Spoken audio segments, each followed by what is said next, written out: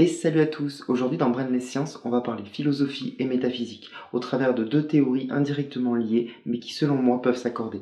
Générique.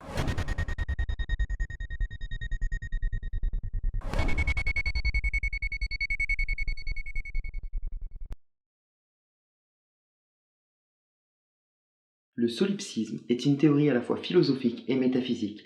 Elle exprime que rien n'existe hormis notre conscience. Notre conscience est ce qui permet d'expérimenter le monde qui nous entoure. Sans elle, on ne pourrait pas savoir que le monde existe. De ce fait, seule la conscience est réelle. Notre cerveau, où se situe notre conscience, ne capte pas les stimuli extérieurs, mais les crée pour générer le monde qui nous entoure. On pourrait répondre à cela que notre réalité se compose d'éléments qu'on peut voir, entendre ou toucher, et on n'aurait pas tort pour autant. Pourtant, les personnes ayant testé le LSD, une drogue réputée pour modifier les perceptions sensorielles, affirment parfois qu'ils sont capables de toucher leurs hallucinations et que celles-ci leur semblent plus réelles que nature. C'est un peu comme dans un rêve, quand tout nous semble réel et que pourtant quand on se réveille, on se rend compte que rien n'était réel. Il serait possible au final que tout ce que nous vivons ne soit qu'un rêve très élaboré. En effet, les rêves simulent des sensations, un petit peu comme ce qui se passe dans le cerveau d'une personne sous LSD. Pourquoi ? Tout simplement parce qu'ils répondent aux stimulus envoyés par notre cerveau, ce qui rend difficile de distinguer ce qui est réel et ce qui ne l'est pas. Pour ma part, j'irai même encore plus loin, en disant que notre inconscient est l'interprétation de la conscience des autres au travers de la nôtre. Pour simplifier, les autres formes de conscience que l'on rencontre font que nous existons aussi physiquement, et ces consciences influent indirectement ou directement sur notre inconscient. Cette théorie ne réfute pas l'existence de notre monde ou de l'univers. Elle exprime juste le fait que tout n'est que mirage, simulé par la conscience collective.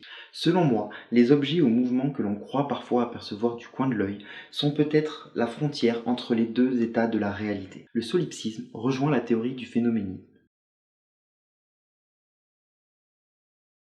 Vous êtes-vous déjà demandé ce que devient un objet au moment où vous ne le regardez pas ? Des scientifiques ont étudié la question, et selon eux, les objets, quand on ne les regarde pas, disparaissent. C'est certes un petit peu plus compliqué, mais ça résume bien l'idée. En réalité, les partisans de cette théorie pensent que les objets n'existent que par phénomène de conscience. Il existerait effectivement des objets extérieurs à notre esprit, mais ils considèrent que ces objets retrouvent leur forme sensible quand on arrête d'y prêter attention. Prenons un exemple.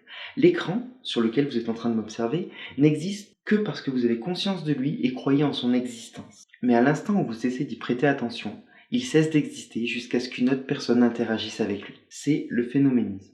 Les objets ne sont que des phénomènes qui se matérialisent par la conscience d'un observateur. Certains points de cette théorie présentent des similitudes avec la théorie de la superposition quantique. Celle-ci définit qu'un objet peut être simultanément dans deux états à la fois et de ce fait à deux endroits au même moment.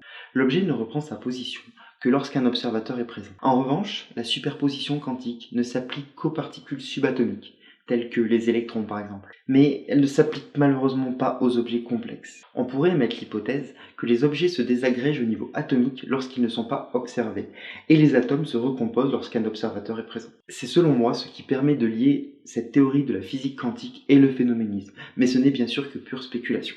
Imaginez si on apprend à maîtriser ce phénomène.